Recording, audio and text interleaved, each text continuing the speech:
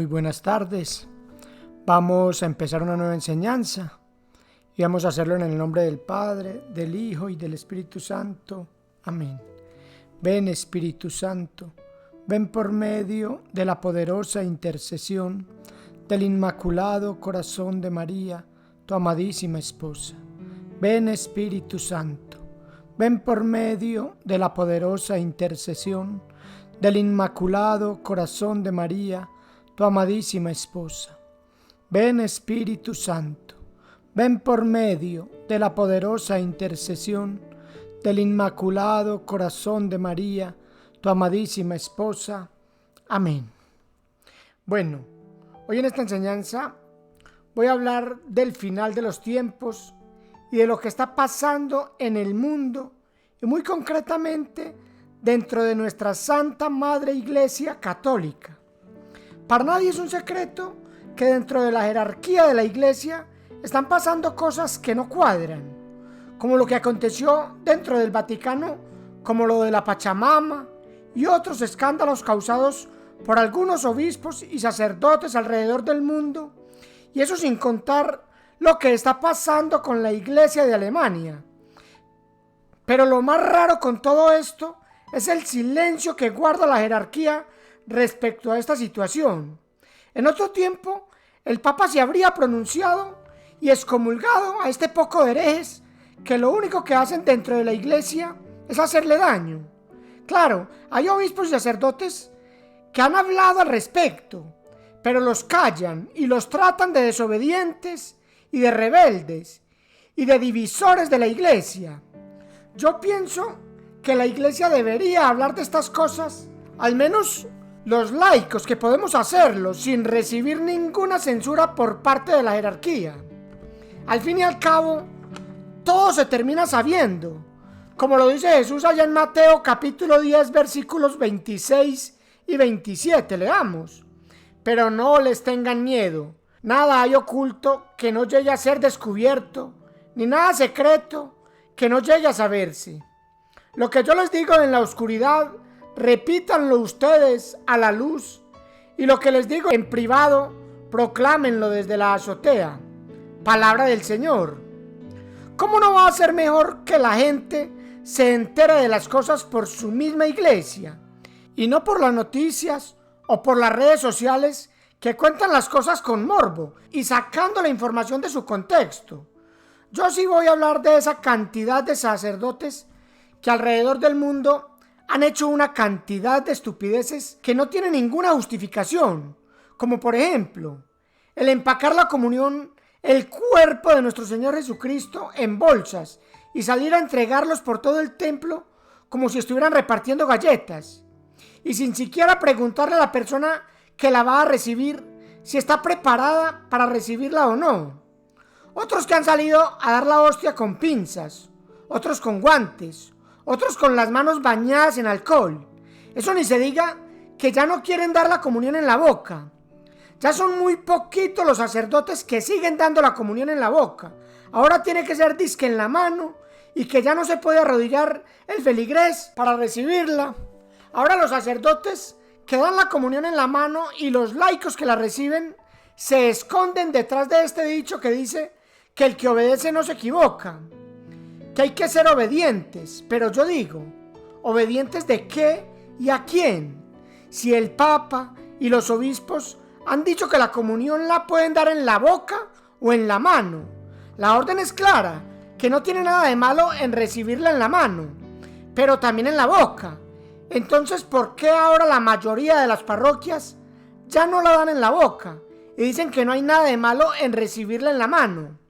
Pero si analizamos esta medida con cuidado, podemos ver que hay mucho de malo. Aquí se puede ver claramente la falta de fe de los sacerdotes. Si ellos en realidad están convencidos de que tienen a Jesús en sus manos, ¿cómo pueden pensar que se van a contagiar? ¿Cómo pueden pensar que Jesús puede ser el puente para que el virus se les pegue? Esa es la fe de nuestros sacerdotes. Y ni se diga la fe de los laicos que muertos de miedo van estirando la mano y les da miedo arrodillarse a reverenciar a su Señor. ¿Dónde está nuestra fe, queridos hermanos católicos? ¿En qué es lo que estamos creyendo? Si uno de los requisitos para poder comulgar es creer que Jesús está ahí presente, cuerpo, alma y divinidad, entonces, ¿qué pasa con nuestra fe, queridos hermanos sacerdotes y laicos? Cuestionémonos. Si vamos a la primera carta de Pablo a los Corintios, capítulo 11, versículos 27 al 30, nos dice lo siguiente, leamos. Por tanto, el que come el pan o bebe la copa del Señor indignamente, peca contra el cuerpo y la sangre del Señor. Cada uno, pues, examine su conciencia, y luego podrá comer el pan y beber la copa. El que come y bebe indignamente, come y bebe su propia condenación. Ojo a lo que dice Pablo, que el que come y bebe el cuerpo y la sangre del Señor indignamente, se come y se bebe su propia condenación. Entonces dicen todos esos católicos sin fe, pero es que ahí se refiere es a los que están en pecado. Pero si terminamos de leer este texto completo, Pablo nos va a decir que el hecho de no creer que ahí está Jesús real ya es un pecado grave que nos trae la muerte. Sigamos leyendo. Repito lo último que leí y sigo. Come y bebe su propia condenación por no reconocer el cuerpo. Si la cogieron las consecuencias que nos trae. Sigo leyendo en el versículo 30. Leo. Y por esta razón varios de ustedes están enfermos y débiles, y algunos han muerto. Palabra de Dios. Miremos que no es tan sencillo. Que es que yo voy a comulgar por si está o si no está es lo mismo. Pero no es así. San Pablo nos dice que hay que reconocerlo, que hay que creer que ahí está. Tengo que estar convencido de eso. Y si no es así, me estoy comiendo mi propia condenación. Por eso es que hay tantos enfermos y muchos ya están muertos espiritualmente, laicos y sacerdotes. Yo diría que más sacerdotes que laicos, porque hay sacerdotes que celebran 3, 4 misas al día y en todas les toca comulgar. Y si ese sacerdote está celebrando y comulgando sin creer, se está comiendo su propia condenación. Y si ustedes creen que todos los sacerdotes que celebran creen que ahí está Jesús realmente, pues déjenme decirle que están muy equivocados. En este momento hay muchos sacerdotes que no creen que Jesús está realmente presente en la Eucaristía y piensan que lo que ellos hacen es una obra de teatro. Y sé de varios sacerdotes que piensan eso. Les voy a contar de un caso de hace poquito.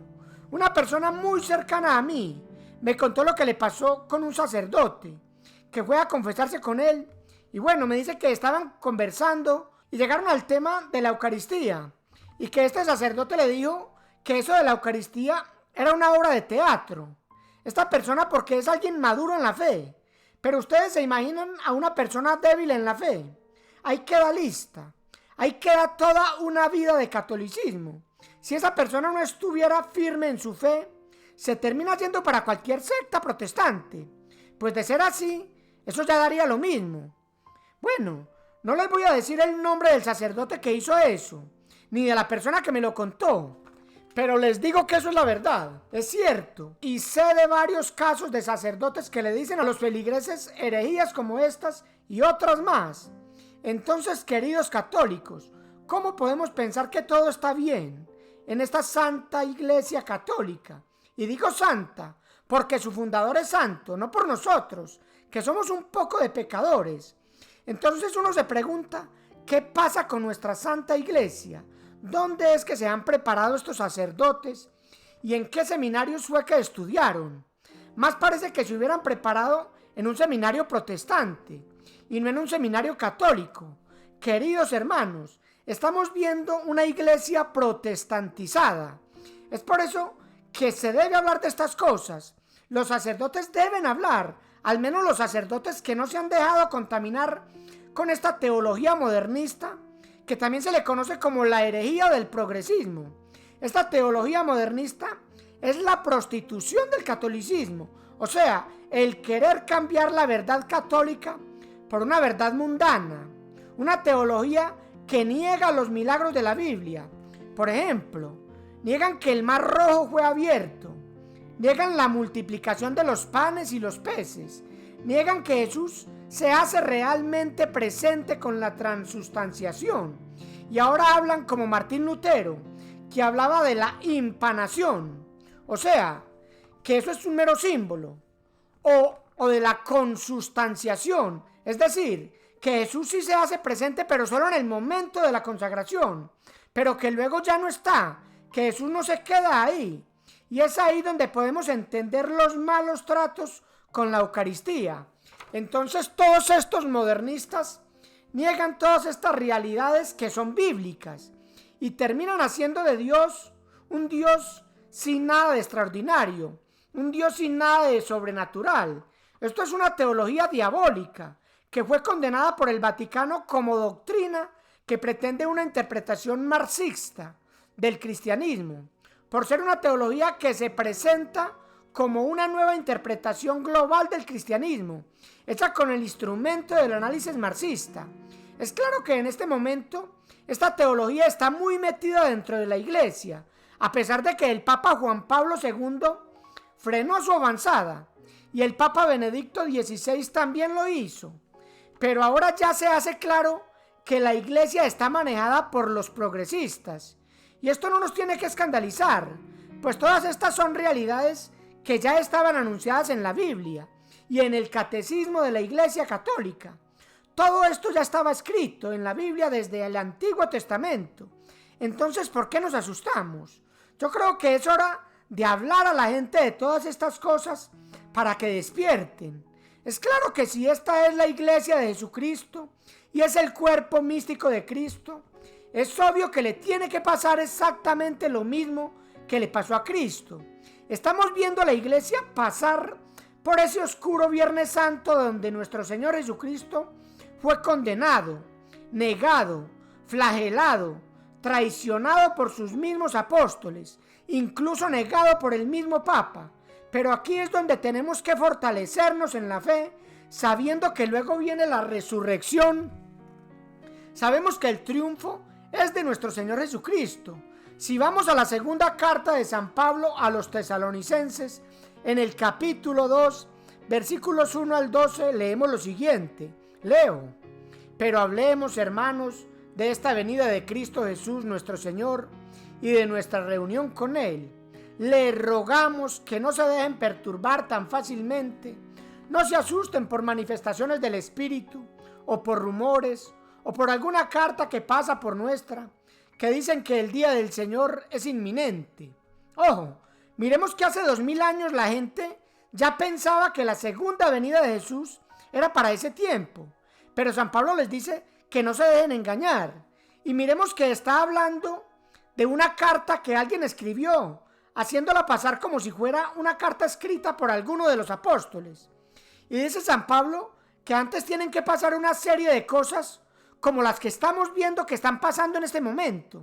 Sigamos leyendo en el versículo 3, leo: no se deben engañar de ninguna manera. Primero tiene que producirse la apostasía y aparecer el adversario de la religión, el instrumento de la perdición, el rebelde que se pone por encima de todo lo que es considerado divino y sagrado, que incluso pondrá su trono en el templo de Dios para mostrar que Él es Dios. Entonces miremos que San Pablo le estaba diciendo a los tesalonicenses lo que tenía que pasar, las señales que tienen que ocurrir antes de la segunda venida de nuestro Señor Jesucristo, y que creo que en este momento son bastante claras y evidentes. Sigo leyendo en el versículo 5, leo: ¿no recuerdan que se lo decía cuando estaba con ustedes? Ustedes saben qué es lo que ahora lo detiene. Ojo, ¿qué será lo que lo está deteniendo para que este misterio de iniquidad haga su aparición? Sigo leyendo, leo: para que solo se manifieste a su debido tiempo, la fuerza antirreligiosa ya está obrando secretamente. Ojo, ya para nadie es un secreto que el Vaticano está infestado de fuerzas oscuras que están socavando la Iglesia desde adentro. Sigo leyendo, leo: pero falta que desaparezca el que lo retiene. Ojo, ¿qué será o quién será el que lo retiene? Ese que lo retiene no es otro más que Jesús Eucaristía. Por eso los ataques contra la Eucaristía, el sacrificio perpetuo, El profeta Daniel, que profetizó 520 años antes de venir Jesucristo, profetizó que el sacrificio eterno tiene que ser abolido para que el maligno pueda hacer su aparición. Probablemente San Pablo, cuando le escribía a los tesalonicenses sobre la segunda venida del Mesías, estaba tomando como base el libro de Daniel. Vamos al libro de Daniel, capítulo 12, versículos 10 al 13. Leo: muchos serán purificados, blanqueados y puestos a prueba. Ojo, eso es lo que está pasando en este momento. Estamos siendo puestos a prueba en nuestra fe. Sigo leyendo, leo: los malos harán el mal y no comprenderán. Ojo, eso no es lo que estamos viendo ahora. Que hay gente promoviendo un poco de doctrinas raras, doctrinas que van directamente contra la vida y contra los mandamientos de Dios, pero creen que están haciendo el bien a la sociedad y hasta se sienten los héroes de la película. Sigo leyendo: mas los que tienen el conocimiento comprenderán. Ojo, y qué pocos son los que están comprendiendo. Todo el mundo sumiso a estas élites que controlan el mundo. Sigo leyendo en el versículo 11, leo: desde el día en que se suprima el sacrificio perpetuo. Ojo, ¿cuál será el sacrificio perpetuo? Claro que es la Eucaristía.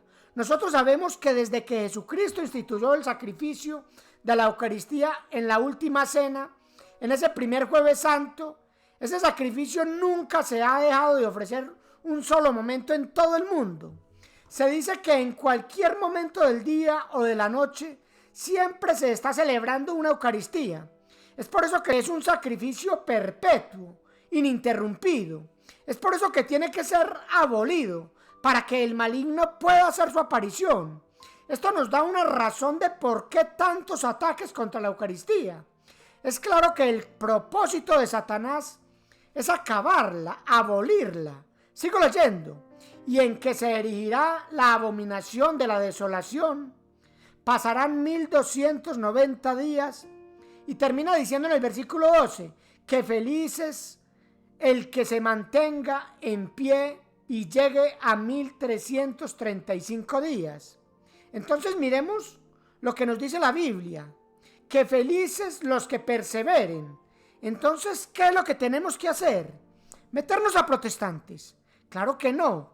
Lo que tenemos que hacer es perseverar en oración, firmes. Veamos lo que veamos, escuchemos lo que escuchemos. Tenemos que perseverar y pasar esta prueba sabiendo que el triunfo es de nuestro Señor Jesucristo y de su iglesia. Y si quieren ver que esta profecía no era para esos tiempos, vamos al versículo 4, Daniel 12:4, leo: tú, Daniel, guarda en secreto estas palabras, que sean como un libro sellado hasta el momento del fin. Muchos buscarán por aquí y por allá, y la maldad irá en aumento. Ojo, eso no es lo que vemos hoy día, más y más maldad. Volvamos al versículo 13, Daniel 12:13, leo: en cuanto a ti, Daniel, sigue hasta el fin de tu camino, o sea, hasta que muera. Sigo: irás a tu descanso y luego te levantarás al fin de los días para recibir tu recompensa. Miremos, Daniel profetizó todas estas cosas, luego murió y durmió hasta el fin de los días. ¿Y cuál es el fin de los días? Es el fin de los tiempos. ¿Y desde cuándo es el fin de los tiempos? El fin de los tiempos empezó con la venida del Mesías en carne, y luego murió y resucitó y subió a los cielos y abrió las puertas del cielo para que todos los justos del Antiguo Testamento pudieran subir al cielo, entre ellos Daniel, que dice la Biblia que dormiría hasta el fin de los días, hasta el fin de los tiempos, para luego recibir su recompensa.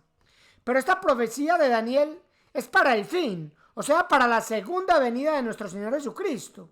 Miremos que las señales de que estamos viviendo esos días, o por lo menos estamos viendo el comienzo de esas tribulaciones, son bastante claras. Los signos son eminentes y claros. Ahora volvamos a la segunda carta a los tesalonicenses, capítulo 2, versículo 8, leo: entonces se manifestará el adversario. Ojo, miremos que San Pablo dice lo mismo que Daniel. Lo más seguro es que Pablo tomó esta hipótesis del fin fue del libro de Daniel. Sigo leyendo, leo. A quien el Señor ha de barrer con el soplo de su boca y al que derribará cuando venga en su gloria. Entonces miremos que no tenemos de qué preocuparnos. Ya estamos advertidos. Lo que tenemos que hacer es ponernos de rodillas y orar por nuestro Santo Padre, por nuestros obispos y por nuestros sacerdotes, que están y estamos siendo atacados de una forma que probablemente nunca se había visto en la historia de la Iglesia en sus 2000 años de existencia. Sigo leyendo en el versículo 9, leo. Al presentarse sin ley, con el poder de Satanás, hará milagros, señales y prodigios al servicio de la mentira, para engañar y pervertir a todos los que han de perderse, a los que no aceptaron el amor de la verdad que los habría salvado. Miremos quién es la verdad que nos da su amor. Todos sabemos que la verdad es Jesucristo. Y hay mucha gente que lo está rechazando, lo está negando, lo están cambiando por un pinchazo que no les da ninguna garantía. Están rechazando al único que los puede salvar. Y están poniendo su confianza en cosas del mundo y no en Dios. Da tristeza ver esta pobre humanidad enceguecida por las artimañas de Satanás. Y termina diciendo el versículo 12, leo. Así serán condenados al fin todos los que no quisieron creer en la verdad porque les gustaba más el mal. Palabra de Dios. Entonces miremos que todas estas cosas están anunciadas en la Biblia, desde el Antiguo Testamento y en el Nuevo Testamento también. Y si vamos al Catecismo de la Iglesia Católica, también lo explica muy bien en los numerales 673 hasta el 677. Léanlo completo. Yo les voy a leer del 675 en adelante. Leo. Antes del advenimiento de Cristo, la Iglesia deberá pasar por una prueba final que sacudirá la fe de numerosos creyentes. Ojo, será atrevido pensar que esa prueba final ya está llegando o ya llegó. Según las señales que estamos viendo, todo se está cumpliendo. Las señales bíblicas son claras y las revelaciones privadas ni se diga. Sé que a muchos no les gustan las revelaciones privadas, pero hay revelaciones privadas que hay que pararle bolas. Por ejemplo, están las revelaciones de Ana Catalina Emmerich, esta mujer que es beata. Profetizó en el año de 1820 todo lo que está pasando hoy en la iglesia. En ese tiempo, creer en esas profecías era una locura. Yo les confieso que yo escuché sobre esas profecías hace unos 10 años y no les paré bolas. Eso me parecía algo fuera de lo normal. Pero ahora que todo se está dando como ella lo vio en sus visiones, no creer estas revelaciones es necedad. No me voy a meter en este tema todavía, eso lo voy a dejar para el próximo programa. Por ahora acabemos de analizar lo que dice el Catecismo. Sigo, párrafo 590, leo. La persecución acompaña a su peregrinación sobre la tierra, develará el misterio de iniquidad bajo la forma de una impostura religiosa que proporcionará a los hombres una solución aparente a sus problemas mediante el precio de la apostasía de la verdad. Díganme si no estamos viendo que la apostasía está arrinconando la verdad. Personas malas siempre han habido. Personas que han hecho cosas espantosas siempre han habido. Pero esas personas tal vez no han tenido un conocimiento claro de Dios. Pero es que lo que estamos viendo ahora es gente de iglesia negociando la verdad, cardenales, obispos y sacerdotes haciendo cosas que contradicen las palabras de Dios.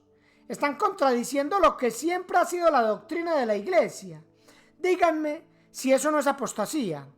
Vuelvo al Catecismo, leo. La impostura religiosa suprema es la del anticristo, es decir, la de un pseudo-mesianismo en que el hombre se glorifica a sí mismo colocándose en el lugar de Dios y de su Mesías venido en la carne. Ojo, según cómo van las cosas, tampoco falta mucho para eso. ¿Qué falta? que el sacrificio perpetuo sea abolido. Y con el trato que se le está dando a la Eucaristía, eso va a pasos agigantados. Sigo en el Catecismo, numeral 677, leo: la Iglesia solo entrará en la gloria del reino a través de esta última Pascua, en la que seguirá a su Señor en su muerte y su resurrección. Ojo, miremos, si la Iglesia es el cuerpo místico de Cristo, es claro que no podrá entrar al cielo sin antes pasar por lo que pasó Cristo. La Iglesia parecerá que va a morir, pero claro que no es así, solo parecerá. Ahí está la promesa de Jesús que nos dejó en Mateo 16, 18b. Los poderes de la muerte jamás la podrán vencer. Vuelvo al Catecismo, numeral 677, párrafo 595, leo: el reino no se realizará, por tanto, mediante un triunfo histórico de la Iglesia en forma de un proceso creciente, sino por una victoria de Dios sobre el último desencadenamiento del mal. Ojo, miremos que este triunfo no será por medio de la Iglesia. Este triunfo será Dios, que vendrá directamente a arreglar todo esto. Sigo leyendo en el párrafo 597, leo: que hará descender desde el cielo a su esposa. Ojo, ¿y quién es su esposa? No es otra más que la Iglesia. Por eso decimos que la Iglesia es el cuerpo de Cristo, es decir, la Iglesia y Jesucristo son una misma cosa, como una misma carne. Cuando una pareja se casan, no pasan a ser los dos una sola carne. Por eso dice San Pablo allá en Efesios capítulo 5, versículo 25.